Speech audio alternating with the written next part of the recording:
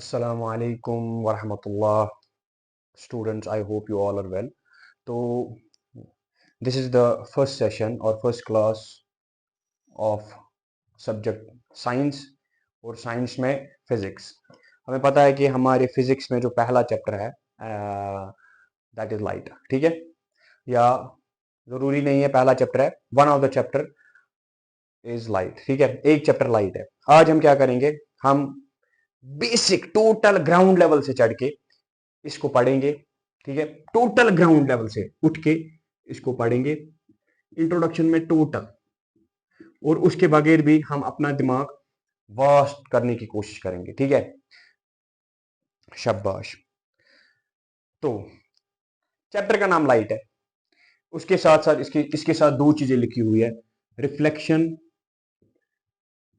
And refraction. ठीक है, ठीक है, मारो गोली। हमें क्या करना है, इसको पहले हम देखेंगे लाइट किसे कहते हैं। ठीक है, शाबाश। मेरी बात हमेशा याद रखना, लफ्ज एक वर्ड के, एक लफ्ज के हमेशा दो माना होते हैं, दो मीनिंग्स होते हैं। मैं पैरेलल वे में बात करूंगा। ठीक है, अगर मैं इंग्लिश में भी बताऊंगा, उर्दू में भी, क्योंकि कोई इंसान इंग्लिश में कंफर्टेबल होता है और कोई इंसान उर्दू में कंफर्टेबल होता है। एक माना हो गया, एक मीनिंग हो गया जिसे हम कहते हैं लिटरल मीनिंग। क्या कहते हैं? एक मीनिंग हो गया जिसे हम कहते हैं लिटरल मीनिंग, यानी लफ्जी माना क्या है। यानी भाई मैं डिक्शनरी खोल रहा हूं, डिक्शनरी में लाइट लफ्ज आया, इसका मीनिंग क्या है। ठीक है, इसका लफ्जी माना क्या है, लिटरल मीनिंग क्या है। मगर दूसरा मीनिंग हो गया, उसको हम कहते हैं इडियोमेटिकली। ठीक है, यानी इस्तिलाही माना। वो क्या हो गया, यानी किस सेंस में इस्तेमाल होता है। इसकी मैं आजकल की जो यूथ है उनमें एक कॉमन एग्जांपल देता हूं। हमारे पास एक वर्ड है दैट इज हेल। ठीक है, हेल कहते हैं जहन्नम को। ठीक है, लफ्जी माना जहन्नम है, या हम कहेंगे ट्रांसलेशन उर्दू में जहन्नम है। ठीक है, शाबाश। इसके बाद कमरे में बंदा आ गया, इसको गुस्सा है, कहता व्हाट द हेल।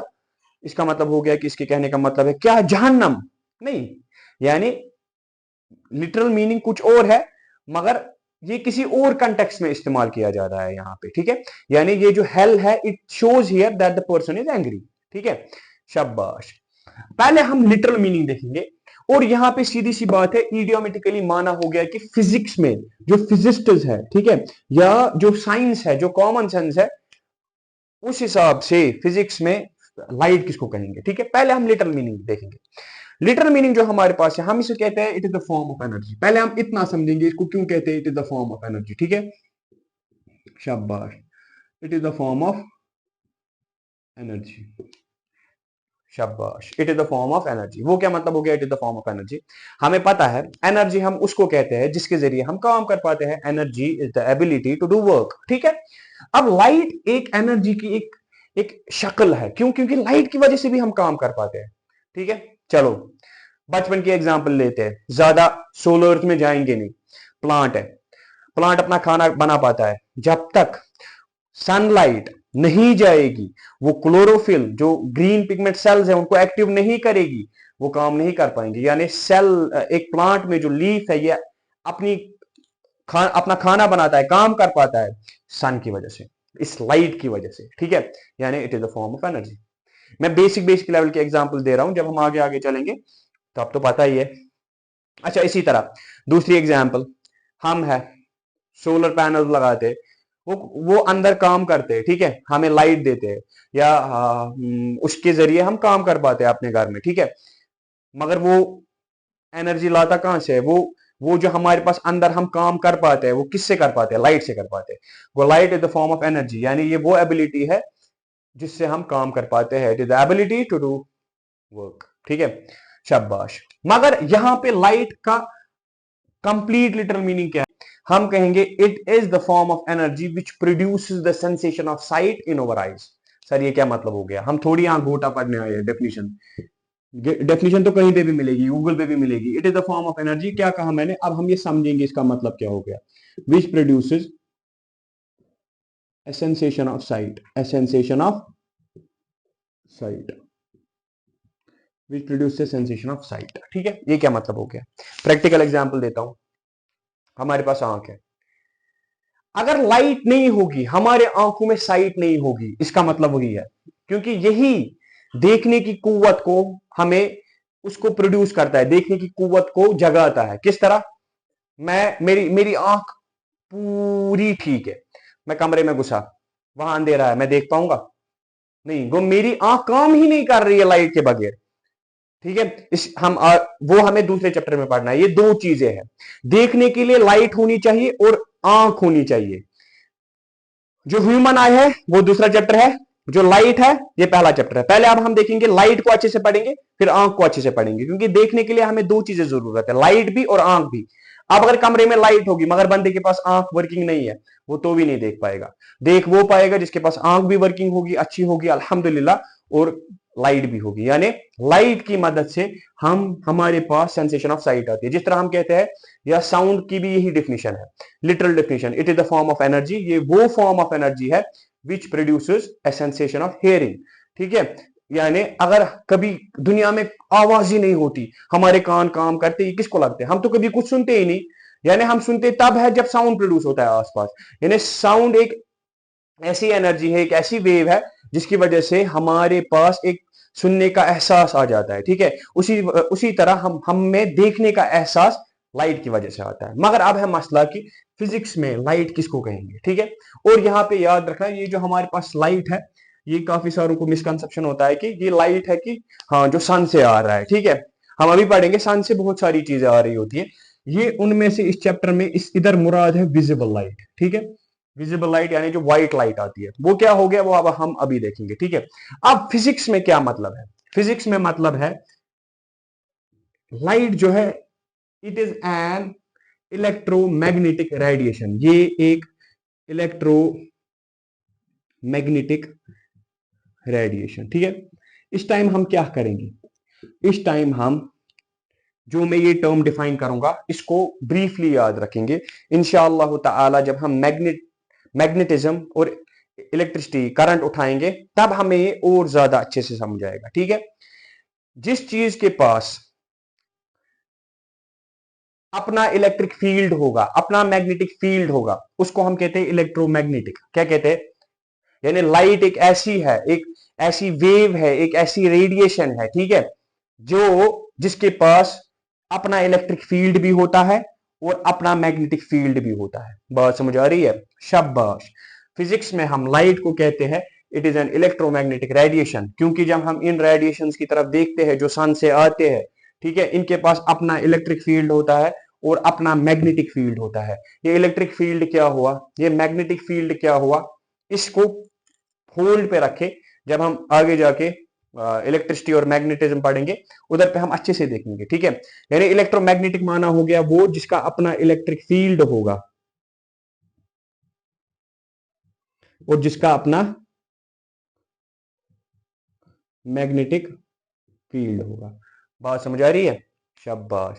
जिसका अपना मैग्नेट इलेक्ट्रिक फील्ड होगा और अपना मैग्नेटिक फील्ड होगा। ठीक है, फिजिक्स में हम लाइट को इस तरह डिफाइन करते हैं। ठीक है, अब मसला क्या है? मसला ये है कि हमें पता है कि लाइट जो ये रेडिएशन है, ठीक है, ये सन से हमारे पास आती है, मगर सन से जो रेडिएशन वहां से जो रेडिएशन रेडिएट होती है वहां से यहां तक, उनमें खाली लाइट नहीं होती है, उनमें खाली लाइट नहीं होती है। हम हल्का सा एक यहाँ पे ओवरव्यू पकड़ेंगे क्योंकि आगे जाके जरूरत लगेगा। वो ओवरव्यू क्या है? जो लाइट है, या अब हम लाइट की बात नहीं कर रहे हैं, ठीक है, अभी हमें देखना है कि लाइट किसका हिस्सा है। लाइट है जो सन से रेडिएशन आती है, वो रेडिएशन इलेक्ट्रोमैग्नेटिक फॉर्म में होती है, इलेक्ट्रिक फील्ड और उनमें मैग्नेटिक फील्ड होता है। ठीक है, ये दोनों एक दूसरे के साथ 90 एंगल पे होते हैं। ठीक है, इनके बीच में जो एंगल होता है वो 90 डिग्री होता है। ठीक है, अब जो वहां से रेडिएशन आती है वो काफी सारे रेडिएशन होती है। अच्छा, ये कोई नई हुई बात तो है नहीं, आप लोगों ने इससे पहले जियोग्राफी में पढ़ा होगा या एनवायरमेंटल साइंस में पढ़ा होगा कि हमारे पास जो ओजोन लेयर है वो हमें अल्ट्रावायलेट रेज से बचाती है। यानी जो हमारी अर्थ है इससे बाहर काफी सारे, या जो मैं नहीं कह रहा हूं कि इधर पे नहीं है, ठीक है, यहां पे मेरे कहने का मुराद ये है कि इससे हमें पता चलता है कि जो सन से चीजें आ रही है खाली लाइट नहीं आ रही है। ठीक है, अब इन इस जो वहां से रेडिएशन आती है, हमने इसको किस बुनियाद पे क्लासिफाई किया है, किस बुनियाद पे टाइप्स बनाए हैं? हमने इसको वेवलेंथ की बुनियाद पे टाइप्स बनाए हैं। किस बुनियाद पे बनाए हैं? वेवलेंथ पे। क्यों?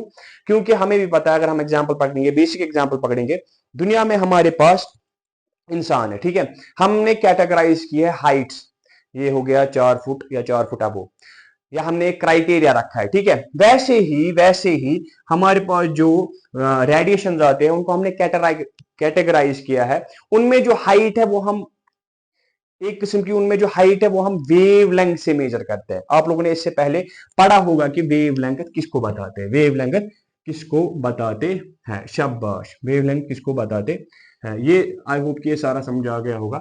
अब मेरे कहने का मतलब क्या है? मेरे कहने का मतलब है हमारे पास सन है, इससे काफी सारी रेडिएशन आ रही है, ठीक है। अब मैंने कहा है कि लाइट उनमें से एक है। अब कौन कौन सी रेडिएशन आ रही है? इन रेडिएशन में हमने कुछ कैरेक्टरिस्टिक्स देखी, इन वेव्स में हमने कुछ कैरेक्टरिस्टिक्स देखे। वो कैरेक्टरिस्टिक्स क्या थे? वो हमने 8th 9th में पढ़े हैं। कुछ कैरेक्टरिस्टिक्स में यहां पे दो ही डिफाइन करूंगा, एक हो गया वेवलेंथ, दूसरी होगी फ्रीक्वेंसी। इन बुनियाद पे हमने इनको कैटेगराइज किया, ठीक है। वेवलेंथ आप मानो हाइट की तरह, हमारे पास कुछ वेव थी, एक वेव थी वो ऐसी थी, वो दिखने में ऐसी थी, और दूसरी वेव थी वो दिखने में ऐसी थी, ठीक है। वेवलेंथ किसको कहते हैं? हमें पता है, इस ऊपर वाले जो ये ऊपर वाला हिस्सा है इसको हम कहते हैं क्रस्ट, ये जो नीचे वाला हिस्सा है इसको हम कहते हैं ट्रफ। बात समझ आ रही है?